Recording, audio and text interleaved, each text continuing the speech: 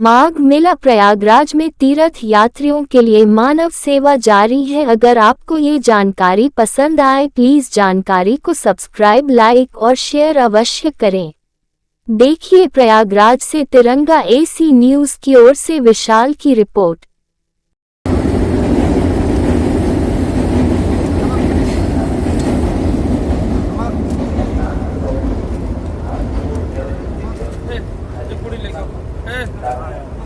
आइए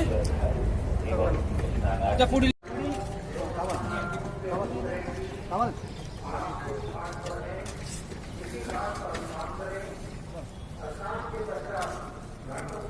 खाली कर दें, जिससे अन्य शरणार्थियों को स्नान करने में सुगमता हो सके। स्नान के पश्चात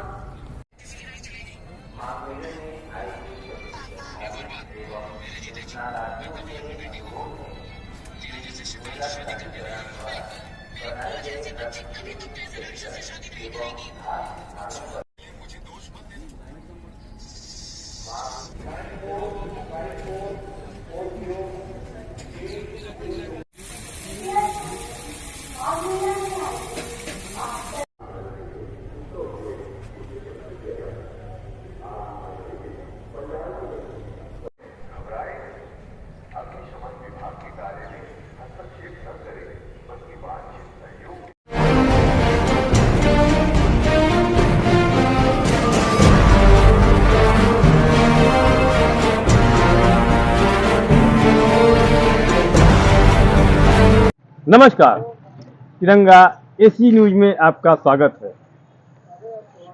मैं विशाल। प्रयागराज माघ मेला में आज 12 जनवरी 2026 को यहाँ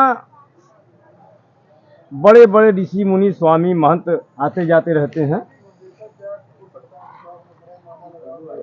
हमारा जो अपना कर्तव्य है, क्योंकि मैं पत्रकार होने के साथ साथ माता वैष्णो देवी काशी धाम मंदिर माधोपुर वाराणसी का पुजारी भी हूँ, इस नाते माघ मेला में मैं आया हूँ कुछ तीर्थ करने के लिए भी। तो साथ में जो पत्रकारिता है वो भी साथ में चलती रहती है, और जो लगता है कि ये समाज को जानकारी होनी चाहिए वो भी जानकारी देने की पूरा प्रयास किया जाता है। तो आज अभी आपसे हम मुलाकात करा रहे हैं कुलदीप शुक्ला जी उर्फ दीपक जी से। कुलदीप जी, आपका हमारे चैनल स्वागत है। नमस्कार। जी जी, आपका भी स्वागत है हमारी संस्था में। आप अपना पूरा परिचय स्वयं दें, क्योंकि ये कुलदीप शुक्ला तो अपनी बात है, आप जिस संस्था से जुड़े हैं उस संस्था का देखिए, मेरा नाम कुलदीप शुक्ला है और हम लोग श्री कृष्ण देव संस्था सेवा संस्थान के अंतर्गत कार्य करते हैं। हमारी संस्था का जो मुख्य प्रयोजन है, माघ मेले में हम माघ मेले में अपना टेंट लगाते हैं। जो यात्रीगण आते हैं दूर दूर सुदूर से, अन्य राज्यों से या इवन देश विदेश से जितने भी यात्री आते हैं, उनके रहने खाने पीने की सुविधा रहती है। जैसे जो सामान्य लोग हैं उनके रहने के लिए हर चीज सामान्य सुविधा, अगर कोई असुविधा है, कोई बीमार है तो उनके खाने पीने की अलग व्यवस्था रहती है। कोई विकलांग भाई, दिव्यांग भाई हैं तो उनके लिए भी लैट्रिन बाथरूम की अलग व्यवस्था है। हमारे यहाँ जो है अलाव जलाने की, जिसको कौड़ा बोला जाता है यहाँ प्रयागराज की मुख्य सामान्य भाषा में, हम उसकी भी व्यवस्था करते हैं। हमारे यहाँ रहने खाने की जो है उचित एवं समुचित व्यवस्था है। जो नीचे नहीं सो सकते उनके लिए खाट और बिस्तर की व्यवस्था है। और बिस्तर में हम दो प्रकार के, एक नरम रजाई, एक डल्लप टाइप का भी रखते हैं, जिससे लोगों को तकलीफ ना हो। और मूलभूत सुविधाएं दी जाती हैं जो हमारे द्वारा संचालित की जाती हैं। एवं अगर कोई व्यक्ति अगर वो तबीयत से, स्वास्थ्य से अगर उसको कोई गड़बड़ी है तो उनको मेडिकल सुविधाएं भी प्रदान कराई जाती हैं सरकार के द्वारा, जो हो रही हैं या हमारे द्वारा जो हो सकती है, जितनी हमारी क्षमता है उसके द्वारा हम उसका जो है प्रबंधन करते हैं। यही हमारा कार्य है। और मेरा नाम कुलदीप शुक्ला है। मैं माननीय महाराज जी कैलाश महाराज जी के अंतर्गत रह करके मैं ये यहाँ पे सेवा का कार्य करता हूँ। विगत 20 वर्षों से ये हमारी संस्था माघ मेले में ये प्रायोजन कर रही है। कुलदीप जी, आपने जो बताया दर्शकों तक जरूर पहुंचेगा, लेकिन कुछ जानकारी दर्शकों को ज्यादा जरूरत है। जैसे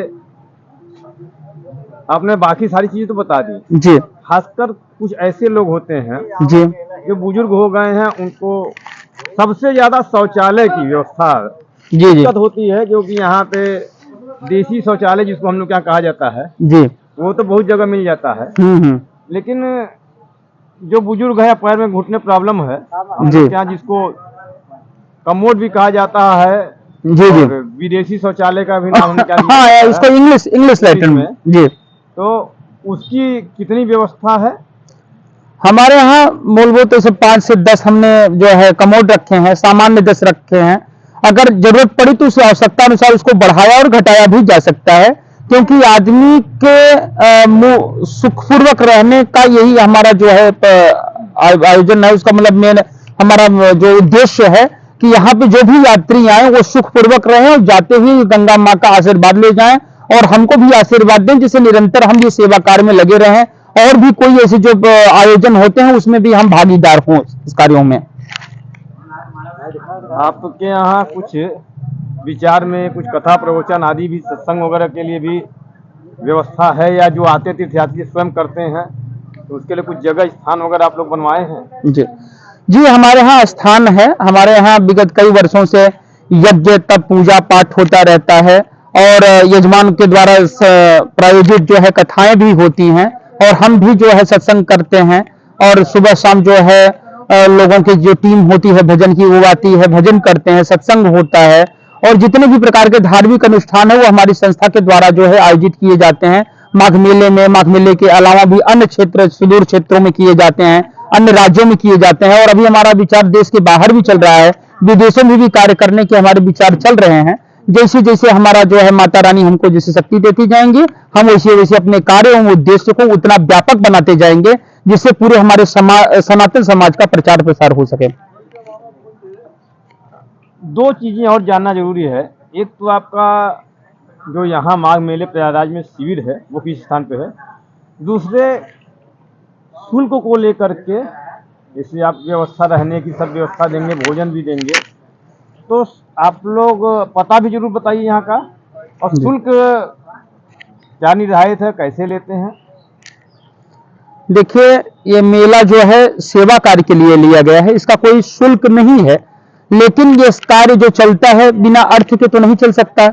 अगर किसी भाई बहन को हमारे कार्य में भागीदार उसको सहयोग देना चाहते हैं तो हम सहर्ष स्वीकार करते हैं और उसी के द्वारा जो है संस्था संचालित होती है, क्योंकि हमारे यहाँ पूरी टीम है 10-11 लोगों की जो खाना भोजन बनाते हैं, भोजन को समुचित व्यवस्था करते हैं, सर्व करते हैं और लोगों तक पूरा पहुंचाते हैं जिससे लोगों को कष्ट न पहुंचे। तो उनको भी जो है कुछ न कुछ अनुदान देना पड़ता है, इसके लिए हमको भी धनराशि की आवश्यकता पड़ती है।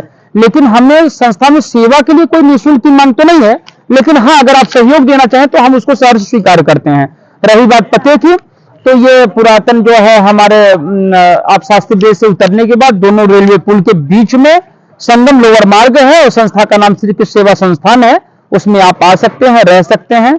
हमारे यहाँ हर प्रकार के रोगियों के खाने पीने की व्यवस्था रहती है और हमारे लोग बड़े प्रेम से खिलाते पिलाते हैं, सेवा के साथ रहते हैं, क्योंकि हम जमीनी स्तर पे जुड़े हैं।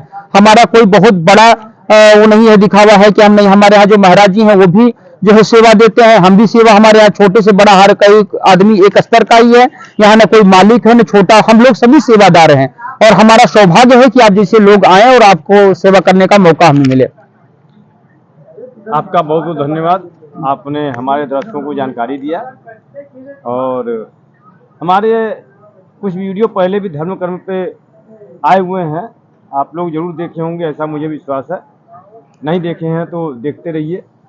और सबसे बड़ी खासियत क्या है कि मेरा इस तरह का समाचार बनाने का वजह क्या है, जिन लोगों को लगता है कि क्या रखा है धर्म कर्म में, बस इतना ही कहूँगा कि बिना पानी में उतरे न पानी की गहराई का अंदाज लगेगा, न उसका ठंडा कैसा है, कैसा उस पानी का शरीर पे लगने पे कैसी अनुभूति होती है।